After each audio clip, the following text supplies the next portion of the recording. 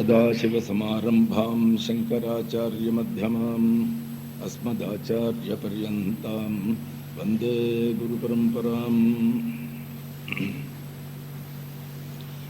ನನ್ನ ಪ್ರಿಯ ನಾರಾಯಣ ರೂಪ ಮಿತ್ರರೇ, ಈ ಥಿಯೋಸಾಫಿಕಲ್ ಸೊಸೈಟಿಯ ಸದಸ್ಯರಾದ ನಿಮ್ಮ ಈ ಸಭೆಯಲ್ಲಿ ಭಾಗವಹಿಸುವುದಕ್ಕೆ ಅವಕಾಶ ಮಾಡಿ ಕೊಟ್ಟಿರುವುದಕ್ಕೆ ನನಗೆ ಬಹಳ ಸಂತೋಷವಾಗುತ್ತಿದೆ. ಈ ಥಿಯೋಸಾಫಿಕಲ್ ಸೊಸೈಟಿಯ ಆಧ್ಯಾತ್ಮಿಕದಲ್ಲಿ ಪ್ರಾಜ್ಞರಾದ ಅನಿ ಬೆಸೆಂಟ್, ಲೆಡ್ಬೀಟರ್, ಮೇಡಮ್ ಬ್ಲೆವೆಟ್ಸ್ಕಿ ಮತ್ತು ಇನ್ನೂ ಬಹಳ ಮಹತ್ವದ ಸಂಬಂಧದಲ್ಲಿ ಬೆಳೆದಿರುವುದು. ಇಷ್ಟು ದೊಡ್ಡ ಸಂಸ್ಥೆಯಲ್ಲಿ ಆಂಗ್ಲ ಭಾಷೆಯಲ್ಲಿ ಬರೆದ ಅಷ್ಟಾವಕ್ರ ಗೀತೆಯ ಸಾರವನ್ನು ಕನ್ನಡ ಭಾಷೆಗೆ ಅನುವಾದ ಮಾಡಿ ಇಲ್ಲಿ ಆ ಪುಸ್ತಕವನ್ನು ಬಿಡುಗಡೆ ಮಾಡುವುದು ನನಗೆ ದೊಡ್ಡ ಭಾಗ್ಯವಾಗಿದೆ. ಮತ್ತು ನನಗೆ ಕನ್ನಡದಲ್ಲಿ ಮಾತನಾಡುವುದಕ್ಕೆ ಬರುವುದಿಲ್ಲವಾದ್ದರಿಂದ ನಾನು ಇನ್ನು ಮುಂದೆ ನನ್ನ ಮಾತುಗಳನ್ನು ಆಂಗ್ಲ ಭಾಷೆಯಲ್ಲಿ ಹೇಳುವುದಕ್ಕೆ ನಿಮ್ಮ ಅನುಮತಿಯನ್ನು ಪಡೆದುಕೊಂಡು ಮುಂದುವರಿಸುತ್ತೇನೆ. I am sorry, I haven't got the fortune of knowing Kannada Bhasha at all. This is borrowed feathers. And today we are going to talk on Ashtavakra Gita. This is one of the most famous classics in the Advaita Vedanta, which may be called the last word in Advaita Vedanta. There are very few books in Advaita which talk about what is called the super transcendental state, that is called the Turiyatita state. We know about Turiya state because we have got three states, namely the Jagrat, Swapna and Sushupti, and then the fourth Samadhi state, we call it Turiya. There are actually very, very rare few who ever gone further up while alive, which is called the Turiyatita Avastha, which you may call the super transcendental state of super consciousness. And who compiled this book, nobody knows. Just like the Vedas, previously nobody was in the habit of signing his signature for his compositions because nobody had that ego. And especially such a book, if a man were to put his signature to it, well, I will call it a Virodhabhasa. It is contradictory to the subject which he deals with. And this book actually deals with the conversation between Ashtavakra, a sage who was famous in the Mahabharata, Vishnu Purana, Tripura Rahasya. Ever so many books mention about Ashtavakra. There are many stories current about him. It is told that once Raja Janaka, who was known as Videha means a man who had no body sense. He was one who never identified himself with the body. He may not have perhaps gone to the level of super consciousness, but at least he was aware that he was not the body. He was not the body-mind complex. He was something else. That is really a very first step. And one day when he was going around, he saw a great sage, Ashtavakra. He was deformed. His body was deformed in 8 places, so he was known as Ashtavakra. He met him and he had heard about his Jivanmukta state, that he was one who was always in the highest state of superconsciousness. So he requested him, sir, it is told in the scriptures that to reach that highest superconscious state, it takes very little time. It takes as much time as it takes while climbing up your horse, you place your first step in the stirrup, on the left stirrup. Then, within the time it takes for you to place the second foot on the second stirrup, you should be able to get the Brahmajnana, that ultimate truth. You should be able to realize it. Sir, will you be able to do it for me? That was his question. Well, if it were not for Janaka, I would say it's a pretty insolent question. It's called Ati Prashna in scriptures. But he was one whose antenna was well prepared to absorb however subtle the waves of that Brahmagyana will be. And Ashtavakra recognized the best of the disciples in him. He said, as you can, come on, you just step on your horse. He put his first step on the stirrup. Then he said, look here, now I am the Guru, you are the Shishya. So you will make over to me all your kingdom, all your riches, all your possessions, what all you have. He said, sure, it is done. I give my word. Everything I possess is yours. That won't do. You possess something more than these gross things like the kingdom. Vacham yacha mano yacha. Surrender to me your speech. You cannot speak any longer unless I permit you. Mano yacha. Give your mind to me. You cannot think a single thought unless I tell you so. So he was unable to lift his second foot. He attained the Brahmagyana. So even that much time he didn't take. The moment he told, Vastu Shravana Matrena. You see, there are dry woods, just a flare of the flame, it need not even come very near. It just flares up into a flame. But people like us are there who are wet wood. You can even put inside the fire, but this won't burn. So he was such a deserving person, he got it immediately. But then, it is a no-mind state, it's called the Unmani Bhava. You are always the supreme conscious. You have nothing to achieve, you have nothing to get, you have nothing to become. You be what you are. You do not know what you are. Be that. Realize what you are and be. I am a man. And if I were to do a tapasya, all meditation and all pranayama, and then daily repeating the Lord's name, saying, Lord, make me a man, make me a man, would you become a man? You are already a man. It only takes a small alchemy in your mind that you have to recognize it. It doesn't happen in the mind, it happens in the heart. And this Ashtavakra Gita, it's not a path. It doesn't give you a path. I was very much surprised to see when I first read my Ashtavakra Gita some 15 years back. There were a lot of identical resemblances in the teachings of the great J. Krishnamurti and Ashtavakra. Ashtavakra at one place says, Haro yad upadeshta set, Harik Kamalajo Hari.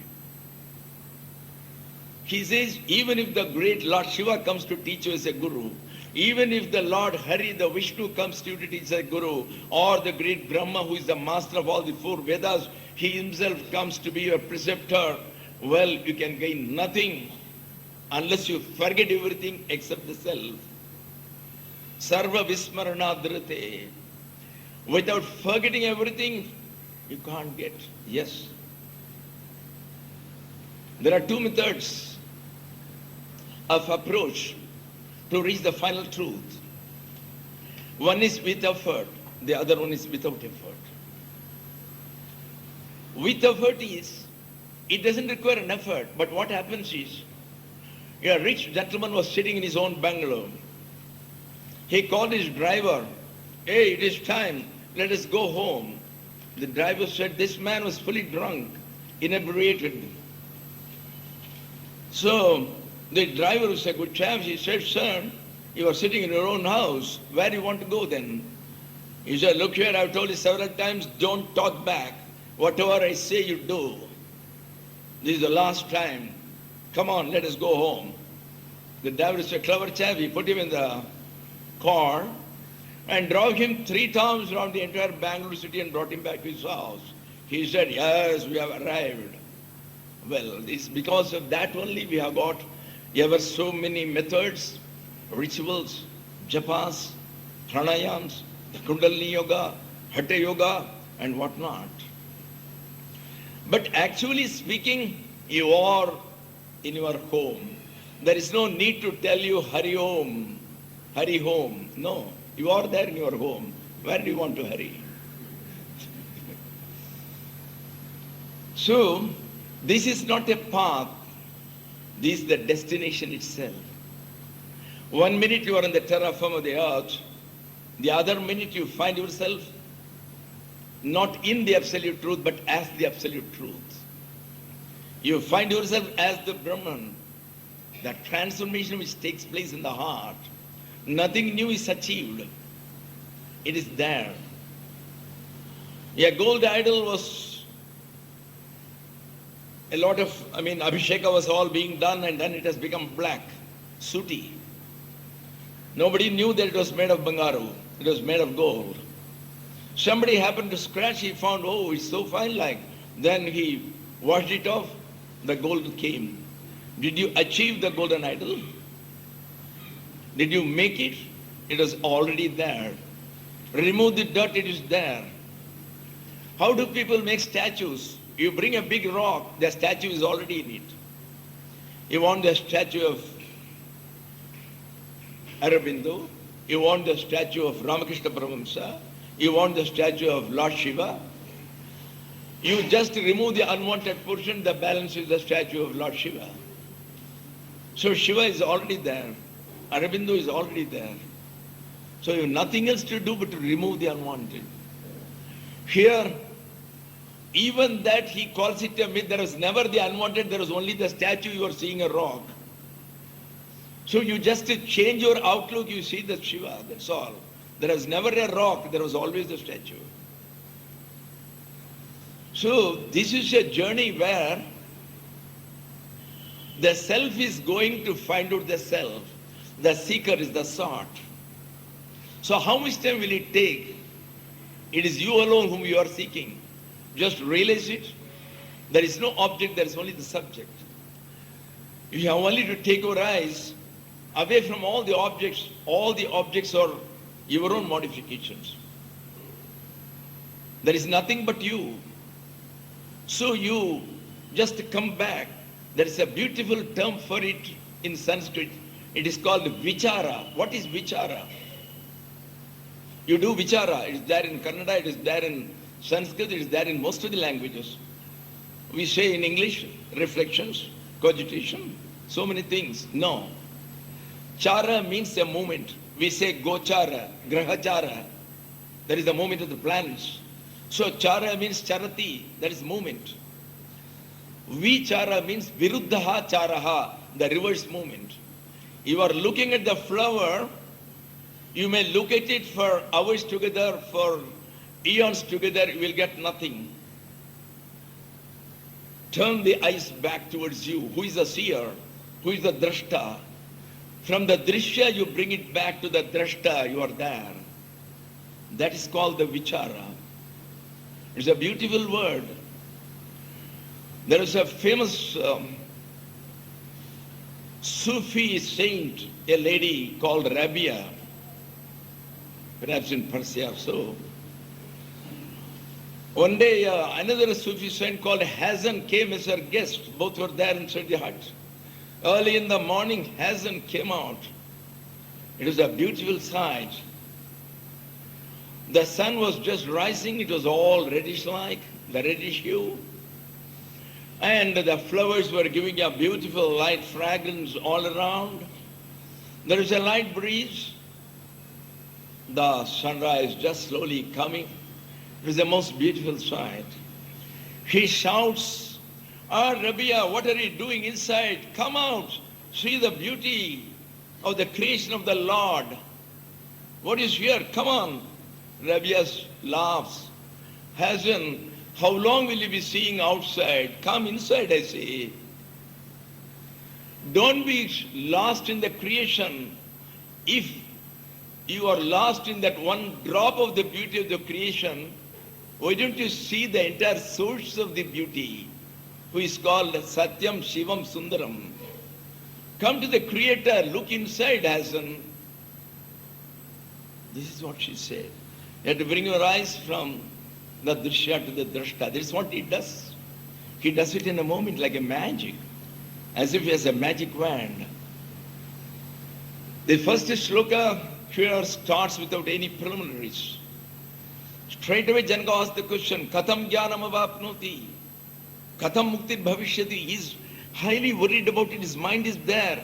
So he is not bothered about any formalities. Namaste Swamiji, how are you? No question. Straight he asks, Sir, please tell me how to attain that highest truth, that ultimate knowledge of the Absolute, that supreme consciousness called the Brahman. You may call him the Brahman, you may call it God, call it by any name, the ultimate reality. And reaching that ultimate reality is called Mukti. So, I am told that the very knowledge is the release. I don't know, it could be different. So, in case they are different, please let me know what you mean by emancipation, by liberation, or by release. What is meant by Mukti? And Ashtavakra dives into the subject straight away. Gives some 3-4 methods. Later on, there are subsequent methods. Almost 50% of the Ashtavakra's Gita, each one is a moksha capsule. You just take any one of the capsule, you reach it. And a moksha capsule is a bliss capsule too. Moksha is nothing but the bliss. What do you want moksha? What do you want God?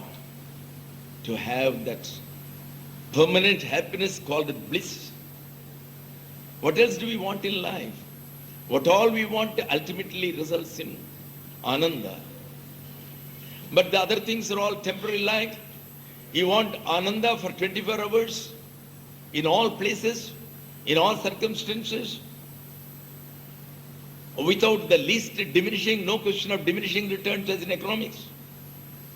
So, he asked that question, straight away he answers the few methods by which it can be done. Well, I will just take out one of the, how simplest it is, how direct it is. It is just a direct answer. Mukta bhimani muktasyati baddho baddha bhimanyapi kim vadanti ga satyeyam yamati sagatir bhavet. He says, you have got nothing to do. Sit where you are, no asanas, no postures, no pranayam. Here, what I tell you, you are a mukta. You are the unlimited. You are not the limited. You have been hypnotized by some magic for birth together that you are a jiva, you are a limited being, limited by time, limited by space, limited by objects. What do you mean by this limitation? Limited by space. Now, Shantananda thinks I am here only, inside the Chess of Bangalore. I think I am not in New York, I am not in Chicago, I am not in Australia. You are wrong. The great I is everywhere, the Atman is everywhere. Because you have linked yourself with the body, the container is here, but you are not bound to the body. So, you are everywhere. So, this space cannot limit you. Similarly, I think I was born some 75 years back, and I presume that I won't be here after another 100 years. So, I am bound by time. Wrong again. I am there since before the creation of the world. I will be there after the dissolution of the world. When is it that I am not there? I don't mean I mean everyone I. Every I mean. So, this is the limitation by time. Then last is Vastu. I am thinking that Mr. Jayachandra is there and Shantananda is here. Wrong again. Mr. Jayachandra is no other than me. So I am there too. So any object cannot exclude me. So the vastu parichinnata, the limitation by objects doesn't arise. All the objects are me. That is why we are Purna. In this dress, I may not be possessing a Mercedes Benz or an Impala car. But I am sure there are many here who possess one such. And it is I who in their form is driving it. So what all everybody possesses and enjoys, I enjoy it through them all. So I am Purna, only you have to recognize it. So the moment you recognize that you are always emancipated, you are liberated, you are liberated. The moment you are going on thinking, no, I am bound, you will be there. A small anecdote which actually happened in the pre-Persian period of Lahore, there was a professor, there is a maths professor who was a Jain. One day, he was a very nice person. He had never misbehaved, a man of high ideals. One day when he went to some friend's place, it was a holy day, it was a Hindu, he plied him with some bhang, it's an intoxicating drink. They had put some intoxicants inside. He took it and he was walking, he thought that he was walking in the air. Not only that, all the inhibitions were gone, he began to sing. And there were people who were coming, ladies who were coming, he began to misbehave a little. He was not aware. He was unconscious like you and I. Then some policeman came, took his listing and all that. He said, you had to come and appear before and all these things happened. Well, that sobered him a little. He rushed back to his house. From the next day morning, he was absolutely convinced that there is a big file in the police. They have made a big file. They have taken from all the positives by their statements. They are going to arrest him and put him in the jail. A minimum 15 years sentence. A man coming from a very good family, a Jain family. He is going to be, defamed. And the man was absolutely trembling. He was staying with another professor. He told him, I am not coming to the college. I am going to resign because I am going to be inside the jail. He told him several times, this is a very minor offense, don't worry, I will go and I will settle it. Nothing will happen. No. He said, you do not know, there is a big file, on the top they have written my name, such as Mr. Jain. So many people came, they all tried to convince him, but he is absolutely sure that his name is there. One day they are going to come, they are going to put him. He said, look here, it's only a question of time. They are trying to make the entire thing up, the case. They will definitely come and they are going to put the handcuffs on me. What to do? The case was all closed. His friend went and he had influence. But then they couldn't convince him. The man was growing weaker day by day. He could never get out of the house and he couldn't eat meals. He said, well, anytime they are coming. A friend of his, that professor, that co-professor, his friend was an inspector of police. He went and told him, look here, you have to cooperate with me. This man has to be got out of his delusion. So he brought him to play a drama. That inspector came. He brought a big file, a folder. On the top it was written, Professor Mr. Jain. He kept it there on the table. The professor saw. With a knowing look, he winked at the co-professor. See, I told you, there's a file. Then this inspector told him, I am going to arrest you under such and such criminal law. He produced some handcuffs. Now he was more gloating. See what is happening? You all told nothing will happen. See. And he put the handcuffs. Then the co-professor began to haggle with the thing. He said, look here, he's a professor. This is nothing what you have done. Please, I'll give you 5,000. He said, nothing doing. I'll give you 10,000. Make it 15. So 15,000 was passed on in a cover. And in his presence, he burnt the file, took off the handcuffs and went. The professor became okay. That is what is the case. Mukta bhimani mukta syat. See, as you think you become. So you only require this conviction, a dehypnotization to think, well, I am not bound by anything. Practice it even for 15 minutes a day, even if you don't get it instantly. That is for the people who are ready for it. They can get instantly. The moment he says, you are, and on hearing it, Janaka, within 20 minutes, because there are only 16 or 20 slokas in the first, in the second one, he has already reached the state and he is describing the state in which he is in. So within 20 minutes he reached the state. Doesn't matter if we get it even 20 years, I would say it is welcome. So if even once a while, 15 or 20, once in 15 days you sit, you say morning 8 to 12 o'clock, I am mukta. Tell them all, nobody should disturb me, sit quietly. Don't make it at night between 12 to 4. Nobody will come and disturb you, you will remain a mukta. Make it at a time when people will come to you. Remain in that state. The cell phone is ringing. A contractor from USA is prepared to tender for 20 crores, a project for which nobody has offered more than 10 crores. The wife is coming. I say, he says he wants to finalize the tender. Sajjan is talking now. You are the reality. You are not nothing to do with contracts, nothing to do with tenders. Hell with it. Speak like that. It's not that simply you say I am mukta and go on attending the telephone. Yes sir, I'll be coming at 10 o'clock. Yes sir, no. If you are a mukta, be a mukta at least for half an hour, 1 hour, 3 hours. Practice it. You will also become that. So this is one of the methods which he is talking of.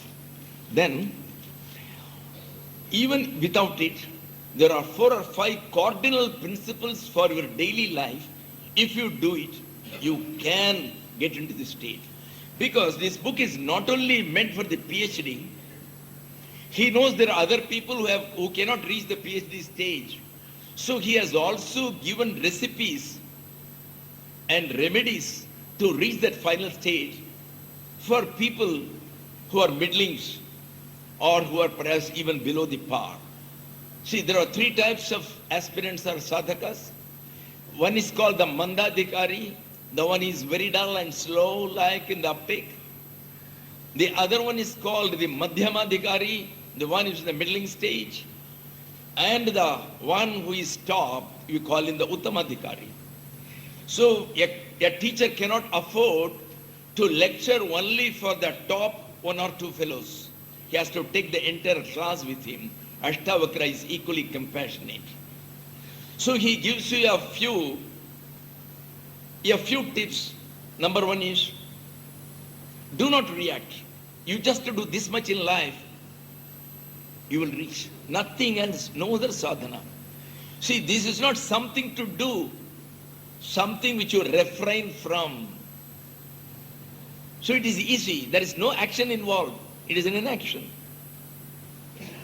The moment somebody comes and tells me, Swamiji, just now we received that your only daughter who was married at Bangalore, she is dead and gone. She died in an accident. Her body is lying there in the road.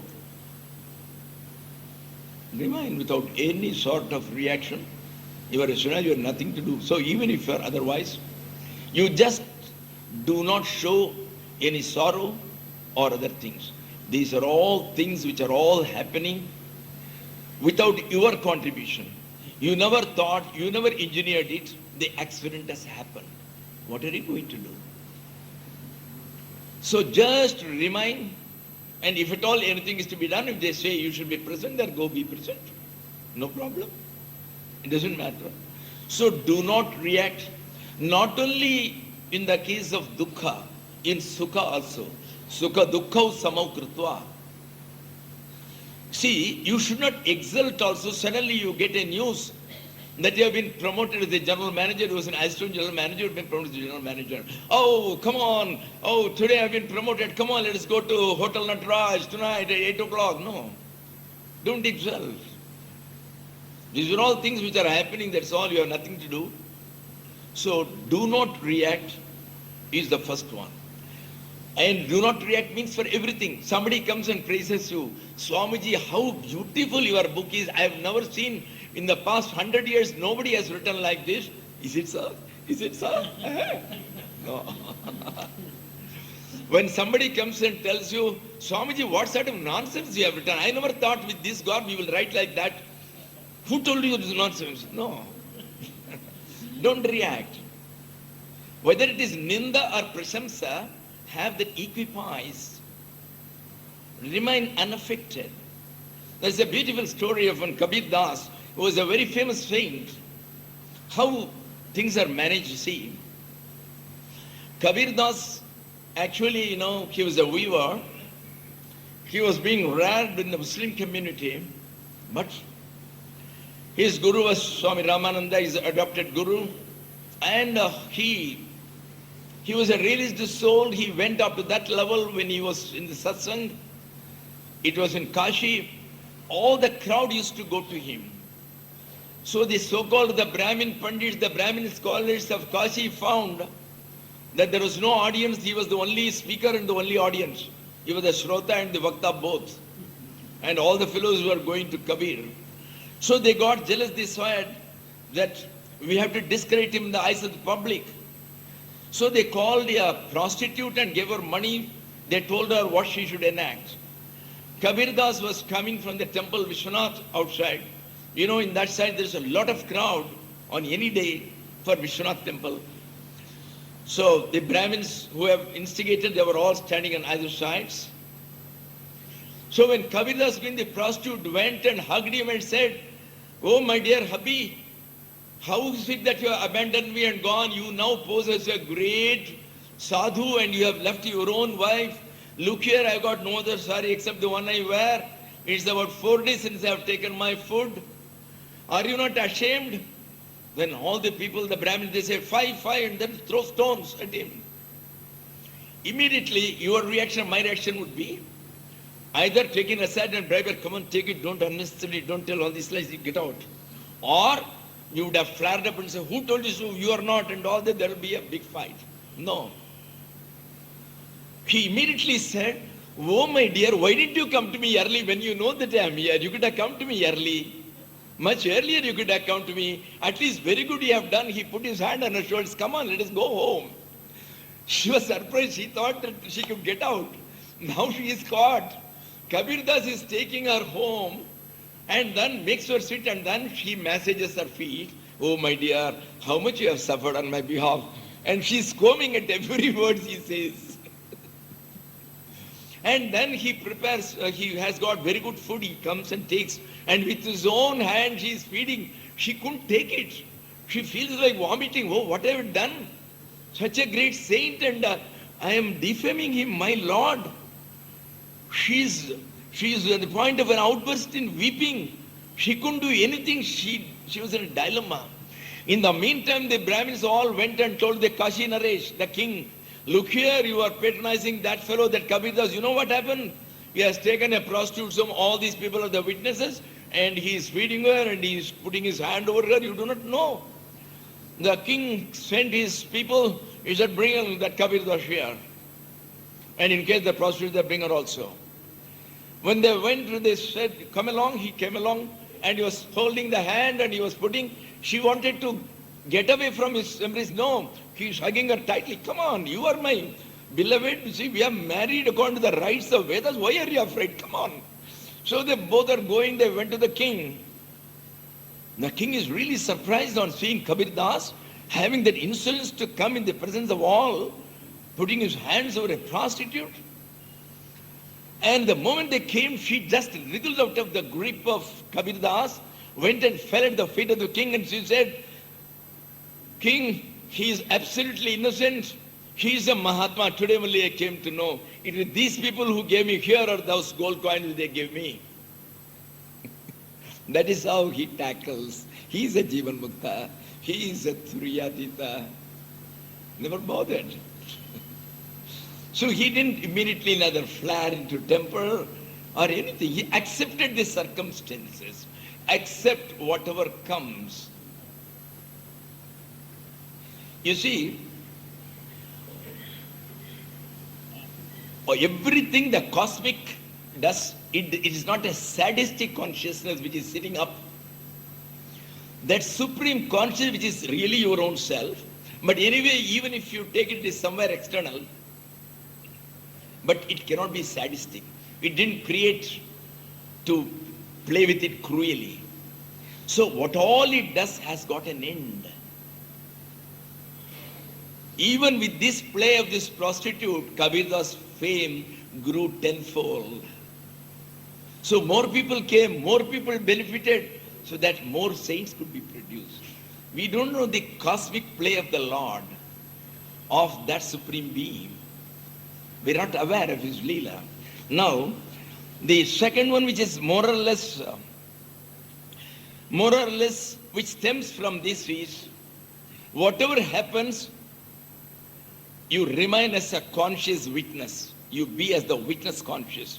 Your witness is one who doesn't participate in the quarrels. He just sees, goes to the court and he says, Mr. A bet Mr. B. Mr. A provoked Mr. B. If he had gone and sided with one, he will be ineligible as a witness. Mr. Jayachandra is a better authority on these subjects, perhaps. I am not. So, a witness is one who is absolutely impartial, who is actually a pendulum which is in the middle, which neither goes to the left nor the right. He has got no choice, which you call as the choiceless acceptance in the words of J. Krishnamurti, which is the word which he himself uses. That is the witness. Be conscious, be a conscious witness. You have to be conscious of whatever is happening. Consciousness, full consciousness. That is what most of us are always doing things on unconscious stage. After breakfast, supposing there are 10 taps, people go and wash their hands. People are waiting behind them. They'll wash their hands, do like this. Everybody get their hastodaka. You are not aware because you are not conscious. This is the pity. So, whatever we do, you go and eat. Are you conscious at that time? When you are eating only, you are thinking of your diversification schemes, how to tackle the audit objection which that fellow has raised this morning. You are thinking of everything else except the food. So whatever we do, we are doing it in an unconscious way. A Shishya of Buddha, one of the bhikkhus, after having graduated, went to Buddha and told him, "Sir, please bless me. I am going to the wide world to propagate the Dhamma, the law. Please give me some instruction which will be useful to me." Buddha only said, whenever you go, if you see any woman, do not look at her. See the ground. Ananda, the favorite disciple, immediately raised an objection. Buddha, first you have to see whether he is a man or a woman, and then only he can lower his eyes. So he has already seen. So what do you say to that? That's right. Well, you can see, it doesn't matter, but don't touch her. Again, Ananda raised another objection. See, he is always the lawyer on the other side. He said, "Sir, supposing when he is going, there's a lone lady coming, she falls into a swoon. You have always talked of daya, compassion, karuna. Do you mean to say, I will not touch her and will go away? I will have to go, take her to a nice place where there are people, get her some medical aid. Should I not do it?" Buddha thought a while, he said, "Yes, doesn't matter. In such a case, you can touch. But then, be always conscious." This is his ultimate upadesha. Be always conscious, that's all. If you are conscious, nothing wrong will ever happen. Everything we do, it is because of the unconsciousness. In the Bhagavad Gita, Arjuna asks a question that I commit something, I commit a murder, I commit a sin. At that time, it looks somebody is pressing me to do it. Baladiva niyojitaha, anichannapi varshneya. I don't want to do it, but something presses me as if I am possessed by some evil spirit. Come on, put it, come on, kill it. This is what happens. So this is done in unconscious. If you are conscious, you would never have done it. You would never have done it. So be always in your consciousness. And here, as far as the witness is concerned, how to be a witness. Witness means you should not judge. You should not say this fellow is wrong, this fellow is right. Without any judgment, remain as an impartial witness to all the events. At the house, somebody may die, somebody may be born, somebody may be married, but remain as a witness. Somebody is fighting with somebody, your one son is fighting with another son. Remain as a witness. There is, in Judaism, there is the Jews, their religion, there is a rebel sect called Hasidism. And the founder of that was called Baal Shem. Baal Shem every night used to go to a river outside the city, sit there from night 10 o'clock up to morning 4 o'clock, just looking at the river, or something like that, and comes back. And on the way, there was a very big bungalow, and there is a watchman who was there outside guarding the house, so that burglars may not come in. He was daily watching this chap going, coming back at 4 o'clock. He said, what's the matter? What's he doing? Several times he followed him and was waiting for him. He found he does nothing. Simply sits.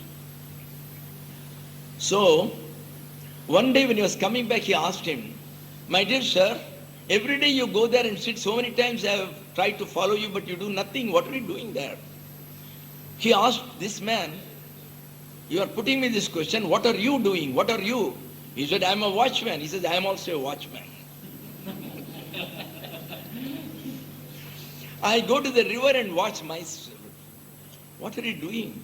Here I am watching the house and I am getting 500 rupees per month. And if you sit there and watch yourself, what do you get? Oh, you don't know what I get? Several lakhs of times more. I am watching myself, that's all. Watch your own self. That is also witnessing. Be a witness consciousness. Don't watch outside. Come inside. That is again from the drishya come to the drashta. You see yourself. That's all. If you treat yourself as an object, you will fail. Because it is the subject which is the object here. That is why even the quantum physicists now say the observed object is changes with the observers because it is the very subject. If the subject changes, the object has to change. That is the quantum physics. So, be a witness. Now, there is another aspect which this almost comes out of this, as I've said, the choiceless acceptance. What does it mean? You don't do anything at all. Allow things to happen, allow events to happen, remain as a witness. Don't say this is favorable. Oh, I would have liked it. Oh, this is what I wanted. Don't say, oh my Lord, this is the very thing I didn't want and this has happened. So neither. Don't exercise your choice. Don't exercise a judgment. This is good, this is bad, this is favorable, this is unfavorable, this I like, this I dislike. No, no ragadvesha, no choice. Then what happens, Everything is done by the spirit. Everything is done by the consciousness. When you don't interfere, it happens by itself. Then no effort is involved. The entire thing is effortless. There was a German thinker known as Hegel. He wanted to learn the Brahma Vidya. He goes to Japan to learn Zen Buddhism. He goes to a Zen master, a school. So, sir, I want to learn the ultimate truth, the reality. Yes, we'll start our class tomorrow. The next day when he went, he took him to a ground where bows and arrows were kept. He says, we taste the Brahma Vidya through archery, you have to learn it. Archery? Yes. Archery comes in our Upanishad also. They say that Om is the Lakshya and mind is the Shara. So all these things come. So archery is there. But here he has to learn the particular archery with the bow and arrow.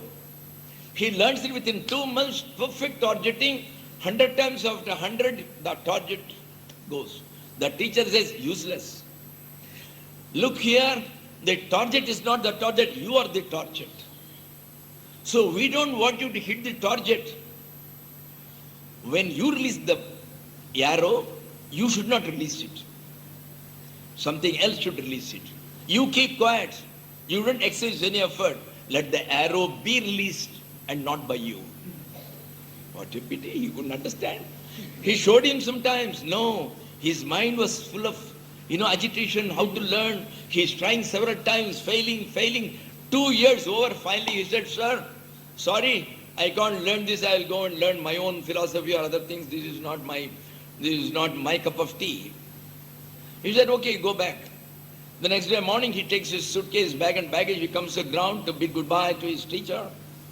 Then he finds there is another apprentice to him. He's teaching. So he's waiting. While waiting, he's watching. Now that he has decided to go, doesn't release. It gets released. Let me try. There are several bows and arrows. He takes one and puts on the target. The teacher comes and slaps his back. Now you know what is done. This is the thing.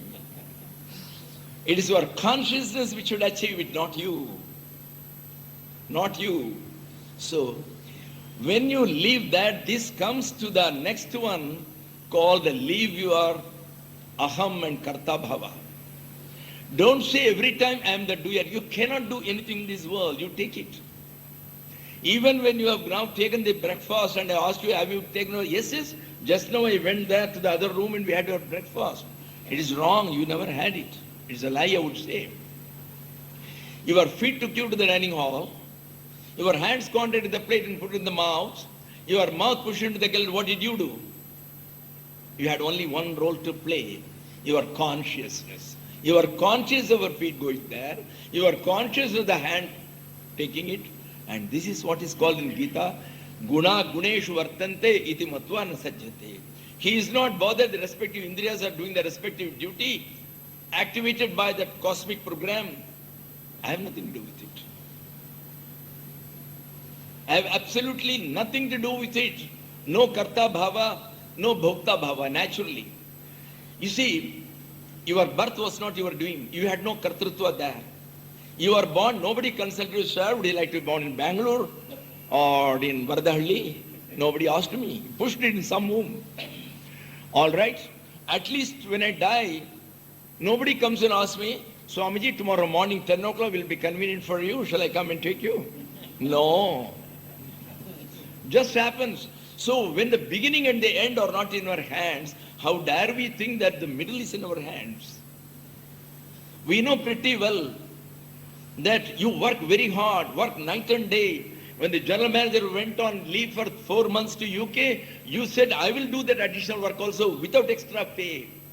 But when the post became vacant for a general manager, when you were the senior most, somebody was brought from Leylands and put there, you are again the same as general manager. So what you expected, what you deserved perhaps, you never got. So that shows you are not the doer. You can't do anything. Everything is a taped program which is going, you are enacting the drama. So in the drama itself, a man is thinking, well, I got an appointment from 4 places, shall I go to New York, shall I be at Bangalore itself? So in the first scene he comes, he discusses with his wife, second scene he discusses with his mother. But all this you think is free will, this is also provided in the drama script. So absolutely you are not the karta. So when somebody else is the karta, if my neighbor is appearing for examination, how am I bothered about his result, whether he fails or passes? So you are not the bhokta also. Automatically it goes. When this goes, as I told you, Ashtavakra Gita is a journey. It's a journey where you alone travel, nobody else travels. It is a lone path, it is a pathless path actually. The train goes on no path. And if you are there, you will never reach the destination. You should get down, you should get away, then only the destination will be reached. So long as the aham is there, I cannot reach. Yada naham tada mokshaha, yada aham bandhanam tada. So long as I remain, I am bound.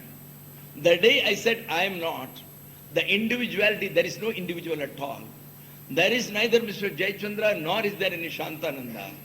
There is no Mr. X or Mr. Y. It is the totality. But then somebody has interposed some mythical thing called the mind that has given an idea that this body is one, this body is different, this body is different. So I am Shantananda, he is Mr. X. Thus you have. But in the end of the journey, the individual who intended to travel, he has dissolved. The destination has come, the totality alone remains. The individual is no longer there. That is why many people are afraid. It is Shantananda who wants moksha. If Shantananda is not there, what is the use of the moksha? To whom? We all want to have the cake and eat it too. Either you can have the cake or you can eat it. Both we can't have. So, this aham, that ego, what is ego? Ego is the sense where you think I, the self, is this body-mind complex. Along with the Indriya Sanghata, with the assembly of all these things, this is I. This is what we are thinking. The beauty, I used to wonder, because in the Ganges side where I am, often we used to find dead bodies there. All the dead bodies float, while the live bodies which fall into the river, they drown. I was wondering why. Then I knew there is no ego. That is why it floats nicely. When you are weighted with your aham, naturally the weight takes you down. This is, see, I'll tell you one small anecdote or incident. Bodhidharma was perhaps one of the first bhikkhus to go to China. He was a prince from Kanchipuram. So when he went to China in those days, he went to a particular state, a particular kingdom of one King Wu, W.U. He was waiting for him. He has heard of him, his reputation. So he was anxiously waiting for him. He welcomed him. The moment he went and sat, he said, sir, I got a very urgent thing to ask you. Look here, I got a very big kingdom. I got all the conveniences, all the pleasures, all the luxuries. But unfortunately, while building my empire, I have built my ego too. It has become too big now. So I want to destroy it, sir. I have asked so many Mahatmas. Everybody gave me a lecture for 3 hours. But nothing could be done. It very well remains. It is laughing at me. Well, you tried, what happened? So, sir, please do something for me. He said, you want me to destroy it? No problem. I'll do it by tomorrow morning. He said, for the first time he heard somebody saying that I will destroy the ego. He was happy. Then he said, this Bodhidharma was a strong personality. He was like a wrestler. Terrific personality. Children will be afraid to see him even. And he was having a big staff in his hand, which was more terrifying than the individual himself. And he said, look here, king, tomorrow morning at 2 a.m., early morning, you will come to my room all alone. Don't bring anybody else. But do bring your ego with you. Don't leave it. Understand? Bring your ego with you. And you should come alone. The king went. He was thinking, I don't know, this fellow seems to be a madcap. And he may not beat me to pulp and death and all that. He may become the king. But then he said, no, his face is glowing with Brahmajnana. I don't think he's capable of it. With all his rough mien, he has got compassion in the eyes of the Buddha. So he can't do anything wrong. So he gathers courage early morning, 2 o'clock, he goes to him. The king, the Bodhidharma asked him, oh, you have come. Hey, have you brought your ego? Now the king gathers courage, sir. The ego is not anywhere outside, sir, it is in me. Oh, very good. Now, Our search is confined to 50% of the area because 50% we know that outside ego is not there, so it should be inside. So now we need not search outside. Come on. She says, now you shut your eyes and sit tight. Search for it in your inside. The moment it is anywhere, you just make a sign. You just shake. Just with this staff, I'll kill it on that moment. That's all. Just to give me a little sign, it is there. So you go on searching for it. That's all. He's sad. This fellow is sitting with that upraised stick. So he is searching furiously throughout. And that process, he went into samadhi for 4 hours. He never got up.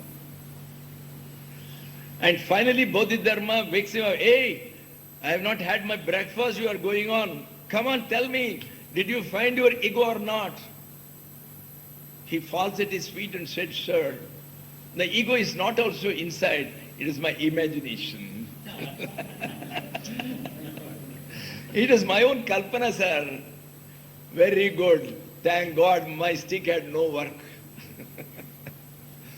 So, this is one of his aspects. Then, there are 2 or 3 other things.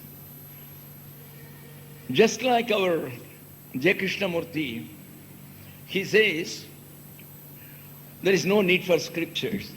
Achachva shrunuvatatam nana shastrani anekashaham tathapi natavaswasthyam sarva vismaranadrute.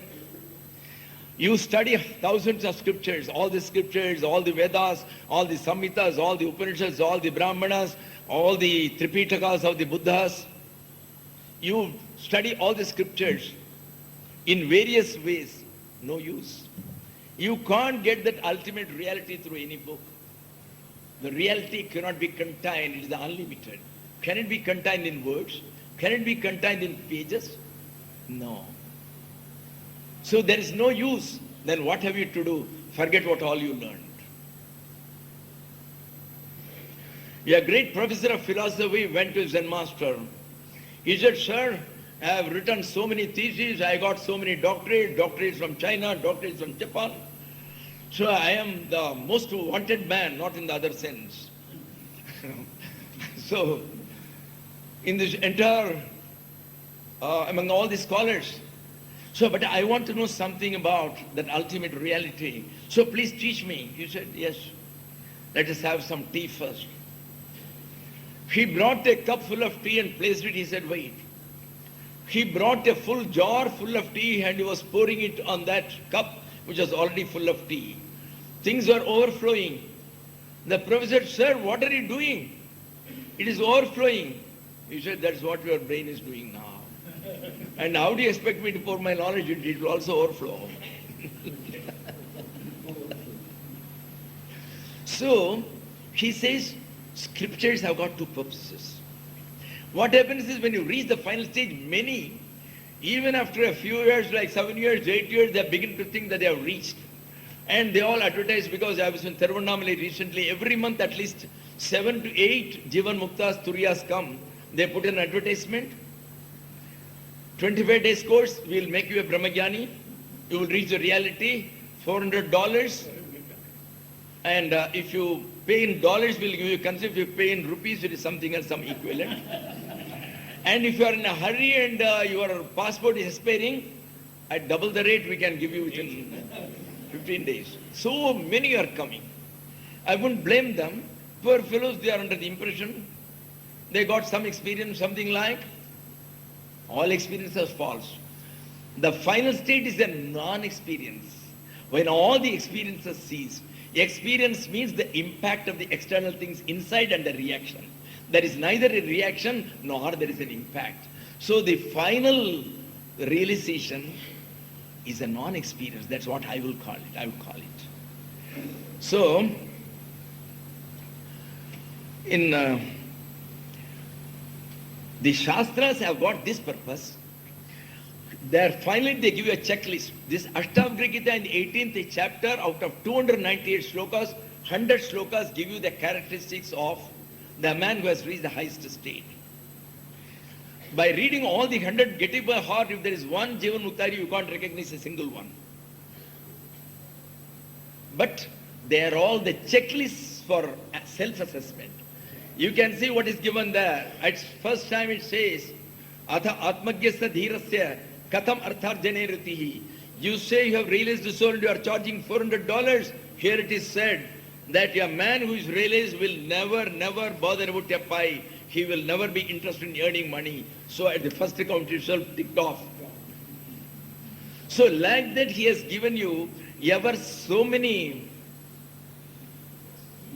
characteristics. Sometimes of course there is a repetition in order to give an emphasis on that.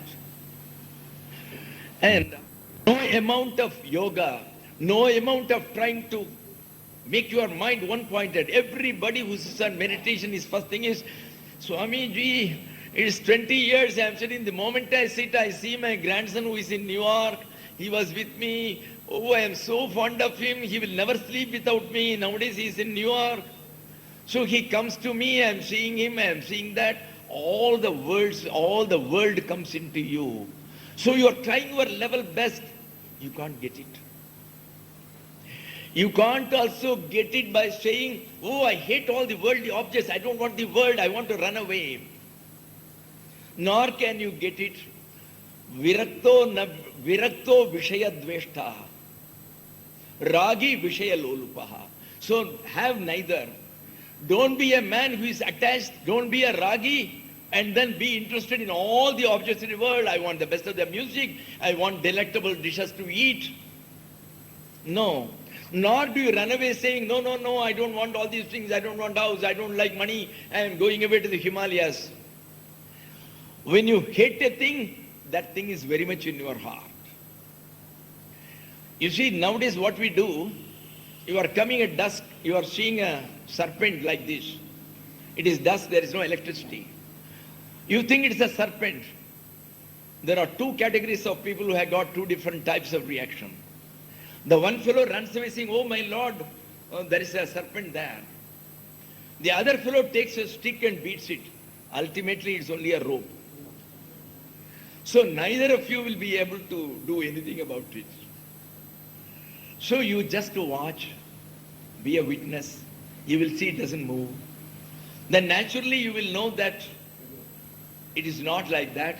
Then you go nearer, you watch it closely. If you got a torch, you light it, then you know it is there. So be a witness, the truth will be revealed. Neither by running away. So he doesn't like people to run away. In fact, several times he has told, the Jivan Mukta can very well be with his sons, grandsons, he says, Putraihi, Bhratyaihi, along with your servants and all these things. And they may all be laughing at you. He is a fool. He is simply sitting tight. He does nothing. They may all laugh at you. But he is not bothered. That's a Jivan Mukta. So a Jivan Mukta could very be the Nisargadatta Maharaj of Bombay, who was a great saint. After his enlightenment, he was going to the Himalayas, but he got a direction from the ultimate Virat, from the cosmic consciousness. Hey, you will have to set an example to the world. Go and marry and settle down in job. He comes back to Bombay. He said the most narrow street in the old Bombay, where they don't have even a separate attached bath and other facilities. He goes and stands in the morning, even after he reached his fame, he goes and stands with a lota and this thing to be in the queue for the public latrine. People have seen. He had written a famous book called I Am That. He didn't write. There's a record of his conversations with various foreigners who came to him.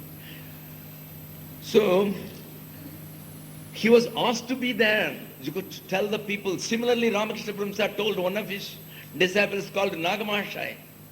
He was a doctor. He said, look here, you will not take sannyas. Others will, but you won't. So that people should know, sitting well in the midst of the griha, being a grihastha, you are well entitled to jnana. Jnana is not bothered about the garb you wear. The garb I wear is a result of my prarabdha, that's all. It is written like that, so I have taken. But that doesn't mean that one should wear this garb and one should shave his head and then only he would get jnana. Jnana is not dependent on the garb. It depends on your readiness to absorb it, your preparedness. That's all. It is only the heart which can absorb it. Your brain will fail. Intellect will fail. So you have to come into a no-mind frame where there are no thoughts. Let all the thoughts dry. The mind, that's called the manonasha, the unmani bhava of the siddhas, where it becomes a no-mind. And it's all consciousness. And then, finally, he describes, I'll tell you one small description, 2 minutes more, of a Jivan Mukta. How does a Jivan Mukta transact in the world? How does he do the various jobs? There is only one sentence. Kshipta samsaravatena vartate shushka parnavati. He remains like a dried leaf. A dry leaf which has fallen from the tree. There is a famous saint called Lao Tzu in China, who was the founder of the Taoism. He got his enlightenment. He was sitting for years together, and suddenly one day he saw that dry leaf falling. He said, yes, this is what I should be like. A dry leaf doesn't try to do any tapasya to get anything. It remains absolutely unconcerned, without any action. A wind comes, blows it to the right, it just comes up high, goes there, remains. Again another wind comes, blows it to the left, it just goes, remains supine, in a recumbent position, nothing else. So be like that. So what is it that is activating you? The cosmic program which brings epidemics, which brings floods, which brings earthquakes, you and I don't bring. So the same samsara vata, the wind through which the entire samsara is being managed, that cosmic force. So absolutely surrender yourself to that cosmic force. Be like that. Be a witness. It remains there, it sees. Everything goes on. Murders could take place. The leaf remains unmoved. Remain like that. Why is it a dry leaf? If once it has got some humidity, then there could be a little movement. When once it shrinks, there will be a movement. Now, a completely dry leaf has no movements. That's it. That not the least movement. It remains under inaction. Thus, it's a very beautiful treatise which gives you the recipes for everybody and a direct recipe. There are so many other things which the books which is being released will be able to guide you better in that respect. So, with this I thank you all. Hari Om.